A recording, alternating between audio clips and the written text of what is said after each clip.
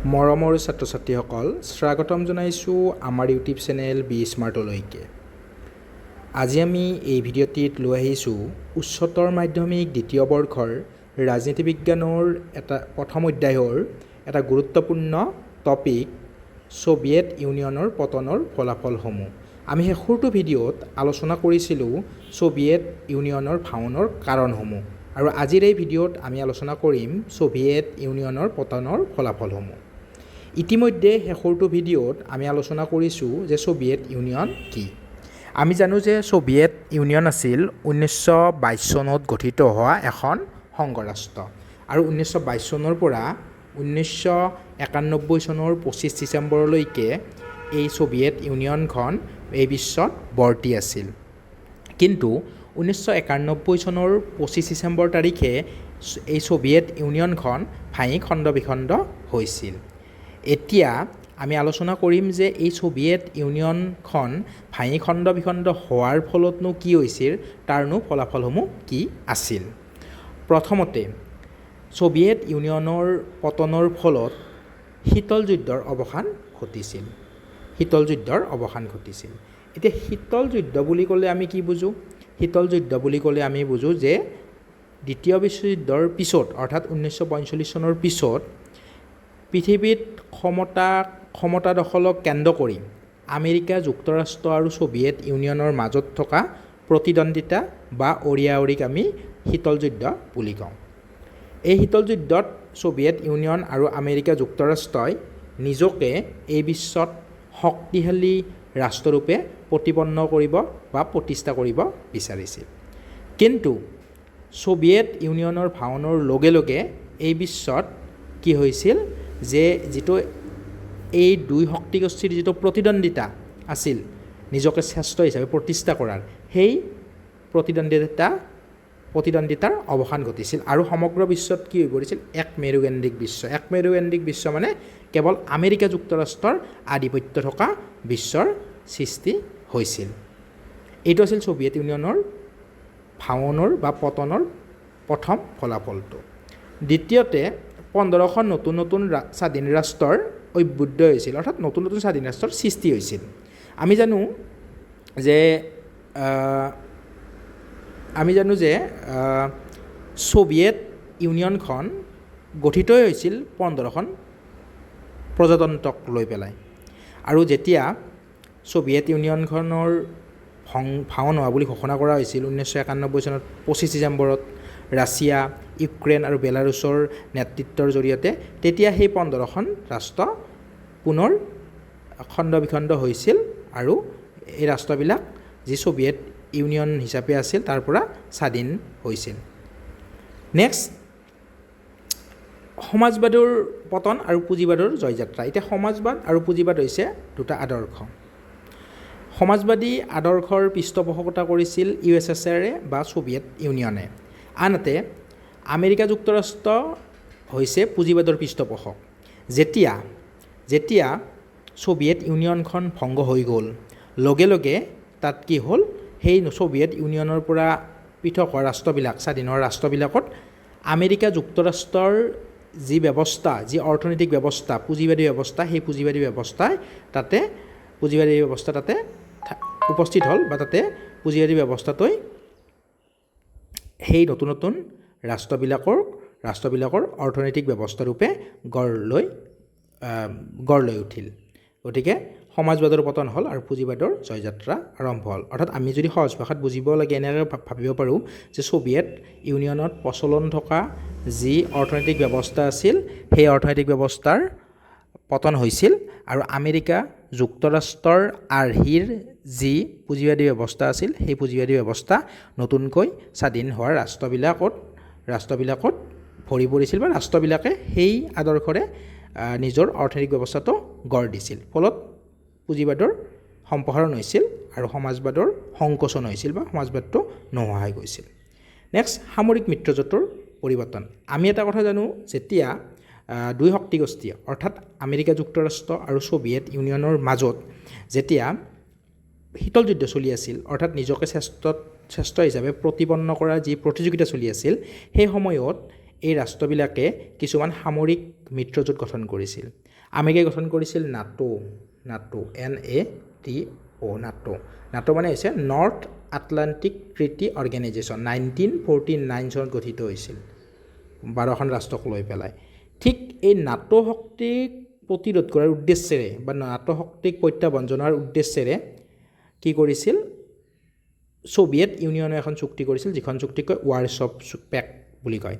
আৰু এইখন ৱাৰশ্বপ পেক্টখন স্বাক্ষৰ কৰিছিল 1955 চনত কিন্তু সোভিয়েট ইউনিয়নৰ ভাঙনৰ ফলস্বৰূপে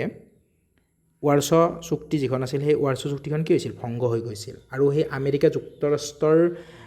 যি নাটো আছিল নেতৃত্বাধীন যি নাটো আছিল সেই নাটোৱে পূব ইউৰোপলৈকে বিয়পি গৈছিল কিন্তু কোনবিলাক ৰাষ্ট্ৰলৈকে বিয়পি গৈছিল যিবিলাক ৰাষ্ট্ৰ আগতে সোভিয়েট ইউনিয়নৰ অংশ আছিল বা ৱাৰছ চুক্তিৰ অংশ আছিল যেতিয়া ৱাৰছ চুক্তিখন নাথাকিল তেতিয়া নাটো শক্তিয়ে সেই ৰাষ্ট্ৰবিলাকক নাটো শক্তিয়ে সেই ৰাষ্ট্ৰবিলাকক প্ৰভাৱিত কৰিছিল বা সেই ৰাষ্ট্ৰবিলাকে নাটো শক্তিত যোগদান কৰিছিল নেক্সট ইয়াৰ আন এটা ফলাফল পাৰমাণৱিক অস্ত্ৰ আৰু ৰাষ্ট্ৰসংঘৰ স্থান আমি জানো যে সোভিয়েট ৰাছিয়া বা সোভিয়েট ইউনিয়ন আছিল এখন পাৰমাণৱিক ৰাষ্ট্ৰ সোভিয়েট ইউনিয়ন ভাঙন হোৱাৰ লগে লগে সোভিয়েট ইউনিয়নৰ উত্তৰাধিকাৰী বুলি ৰাছিয়াক স্বীকৃতি প্ৰদান কৰা হৈছিল আৰু সোভিয়েট ইউনিয়ন হিচাপে থকা অৱস্থাত যিবোৰ পাৰমাণৱিক অস্ত্ৰ নিৰ্মাণ হৈছিল বা সোভিয়েট ইউনিয়নৰ হাতত আছিল সেইবিলাক ৰাছিয়াৰ হাতলৈ গুচি গৈছিল ৰাছিয়াক স্থানান্তৰ কৰা হৈছিল বা ৰাছিয়াক তাৰ দায়িত্ব দিয়া হৈছিল আৰু ৰাষ্ট্ৰসংঘৰ নিৰাপত্তা পৰিষদৰ যি স্থায়ী আসন আমি জানো যে ৰাষ্ট্ৰসংঘ হৈছে বিশ্বৰ আটাইতকৈ ডাঙৰ এটা আন্তৰ্জাতিক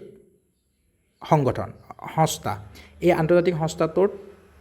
নিৰাপত্তা পৰিষদৰ 5খন স্থায়ী সদস্য আছে সেই 5খন স্থায়ী সদস্যৰ হাতত কি ক্ষমতা থাকে এটা সিহঁতৰ হাতত এটা ভিটো ক্ষমতা থাকে ভিটো ক্ষমতা মানে কি এটা এনেকুৱা ক্ষমতা যি ক্ষমতাৰ জৰিয়তে তেওঁলোকে ৰাষ্ট্ৰসংঘত লোৱা সিদ্ধান্ত এটাক স্থিৰ কৰাব পাৰে মানে ৰখাই থ'ব পাৰে স্থগিত কৰাব পাৰে গতিকে এই ভেটো ক্ষমতাটো কাৰ হাতলৈ গুচি গৈছিল ৰাছিয়াৰ হাতলৈ গুচি গৈছিল কাৰণ ৰাছিয়াক সোভিয়েট ইউনিয়নৰ উত্তৰাধিকাৰী বুলি স্বীকৃতি দিয়া হৈছিল আৰু সেয়েহে ৰাছিয়াৰ হাতলৈ পাৰমাণৱিক অস্ত্ৰবিলাক আৰু যিটো ভিটো পাৱাৰ আছে ৰাষ্ট্ৰসংঘৰ সেই পাৱাৰটো ৰাছিয়াৰ হাতলৈ গুচি গৈছিল এতিয়া আমি অকণমান চাওঁ যে সোভিয়েট ইউনিয়নখনত আমি কৈ আছোঁ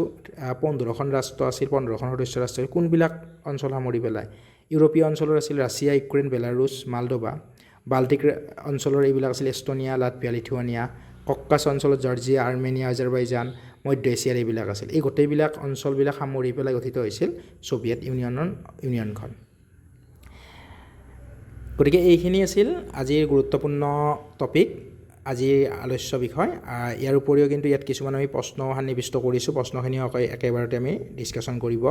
পাৰোঁ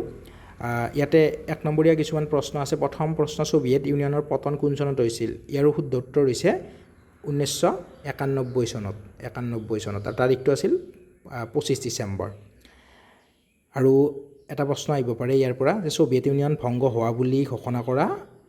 ৰাষ্ট্ৰকেইখনৰ নাম তেতিয়া লিখিব লাগিব ৰাছিয়া ইউক্ৰেইন বেলাৰুছ এই তিনিখন ৰাষ্ট্ৰৰ প্ৰতিনিধিয়ে ঘোষণা কৰিছিল 1991 চনৰ 25 ডিচেম্বৰত আনুষ্ঠানিকভাৱে সোভিয়েট ইউনিয়ন ভংগ হোৱা বুলি ইয়াৰ 2 নম্বৰটো দি দিব পাৰে সোভিয়েট ইউনিয়ন ভংগ হোৱা বুলি ঘোষণা কৰা দুখন ৰাষ্ট্ৰৰ নাম 2 নম্বৰ প্ৰশ্ন সোভিয়েট ইউনিয়নৰ মূল উত্তৰাধিকাৰী ৰাষ্ট্ৰখনৰ নাম কি সোভিয়েট ইউনিয়নৰ উত্তৰাধিকাৰী হিচাপে আমি অকণমান আগতে আলোচনা কৰিলোঁ ৰাছিয়াক স্বীকৃতি প্ৰদান কৰা হৈছিল ৰাছিয়াই ৰাষ্ট্ৰসংঘৰ নিৰাপত্তা পৰিষদৰ স্থায়ী সদস্যৰ আসনখন লাভ কৰিছিল আৰু ইয়াৰ উপৰিও সোভিয়েট ইউনিয়নৰ যি পাৰমাণৱিক অস্ত্ৰ আছিল সেইবিলাকৰো উত্তৰাধিকাৰী হৈছিল নেক্সট প্ৰশ্ন আছে শ্বক থেৰাপি বুলিলে কি বুজা শ্বক থেৰাপিৰ মই সম্পূৰ্ণ এটা বেলেগ ভিডিঅ' আনিম শ্বক থেৰাপি বুলিলে কি বুজা যায় আৰু শ্বক থেৰাপিৰ ফলাফলসমূহ মই নেক্সট ভিডিঅ'টো শ্বক থেৰাপিৰ ওপৰত আনিম গতিকে এই ভিডিঅ'টোত শ্বক থেৰাপি সম্পৰ্কে আলোচনা নকৰোঁ নেক্সট আমাৰ 4 নম্বৰৰ প্ৰশ্ন সোভিয়েট ইউনিয়নৰ পতনত যিকোনো 2টা বা 4টা প্ৰধান ফলাফল ব্যাখ্যা কৰা ইয়াতে 2 নম্বৰটো আহিব পাৰে 4 নম্বৰটো আহিব পাৰে বাৰু 2টা ফলাফল ফলাফল ব্যাখ্যা কৰিব নিদিয়ে 2 নম্বৰত ডাইৰেক্ট উল্লেখ কৰিব দিব কিন্তু 4 নম্বৰত হ'লে 4টা পইণ্ট এই ওপৰত দিয়াই তাৰ পৰা 4টা পইণ্ট লিখিব লাগিব তাৰপিছত আছে একমেৰুকেন্দ্ৰিক বিশ্ব বুলিলে কি বুজায় এই প্ৰশ্নটো এটা গুৰুত্বপূৰ্ণ প্ৰশ্ন একমেৰুকেন্দ্ৰিক বিশ্ব মানে বিশ্ব বুলিলে কি বুজা যায় যেতিয়া পৃথিৱীৰ ক্ষমতাটো এটা মেৰুত কেন্দ্ৰীভূত হ'ব মানে যেতিয়া পৃথিৱীত এখনে মাত্ৰ ক্ষমতাশালী ৰাষ্ট্ৰ থাকিব আৰু সেই ৰাষ্ট্ৰখনে গোটেই বিশ্বক আধিপত্য বিস্তাৰ কৰিব বা নিজৰ প্ৰভাৱেৰে প্ৰভাৱিত কৰি ৰাখিব নিজে মানে সেই ৰাষ্ট্ৰখনক কণ্ট্ৰল কৰিব চেষ্টা কৰিব তেনেকুৱা ধৰণৰ যি শক্তিৰ গাঁথনি তাকে এক মেৰুকেন্দ্ৰিক বিশ্ব বুলি কয় আৰু এক মেৰুকেন্দ্ৰিক বিশ্বৰ উত্থান কেনেকৈ হৈছিল যেতিয়া 1991 চনত ছোভিয়েট ইউনিয়নৰ পতন হৈছিল আৰু আমেৰিকা যুক্তৰাষ্ট্ৰৰ সন্মুখত প্ৰতিদ্বন্দ্বী কোনো শক্তি নাছিল বা তেওঁলোকৰ সন্মুখত কোনো ধৰণৰ তেওঁলোকৰ সমকক্ষৰ কোনো ৰাষ্ট্ৰ নাছিল তেতিয়া সেই আমেৰিকা যুক্তৰাষ্ট্ৰই এই সমগ্ৰ বিশ্বৰ ৰাষ্ট্ৰবিলাকৰ ওপৰত নিজৰ প্ৰভাৱ নিজৰ আধিপত্য বিস্তাৰ কৰিবলৈ আৰম্ভ কৰি দিয়ে আৰু এনেদৰে সমগ্ৰ বিশ্বখন এক মেৰুকেন্দ্ৰিক বা এককেন্দ্ৰিক বিশ্বলৈ ৰূপান্তৰিত হৈ যায় নেক্সট এটা দীঘল প্ৰশ্ন ছোভিয়েট ইউনিয়নৰ পতনে বিশ্ব ৰাজনীতি আৰু অৰ্থনীতিৰ ওপৰত পেলোৱা প্ৰভাৱসমূহ আলোচনা কৰা ইয়াতে ৰাজনীতিৰ আৰু অৰ্থনৈতিক প্ৰভাৱ আমি ৰাজনীতিৰ প্ৰভাৱবিলাকৰ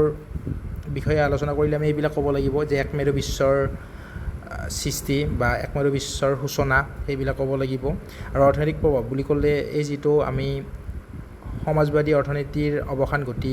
পুঁজিবাদী অৰ্থনীতি ব্যৱস্থাৰ সম্প্ৰসাৰণ হ'ল শ্বক থেৰাপিৰ বিষয়ে ইয়াত আমি লিখিব লাগিব তেনেকৈ আমি প্ৰশ্নটো আমি বনাব লাগিব বা লিখিব লাগিব যিয়ে নহওক এই ভিডিঅ'টোত আজিলৈ ইমানে যদি ভিডিঅ'টোৰ পৰা উপকৃত হোৱা বুলি ভাবিছা তোমালোকে এই ভিডিঅ'টো শ্বেয়াৰ কৰিবা আৰু আমাৰ চেনেলটো ছাবস্ক্ৰাইব কৰিবা পুনৰবাৰ ধন্যবাদ জনাইছোঁ আজিলৈ সামৰিছোঁ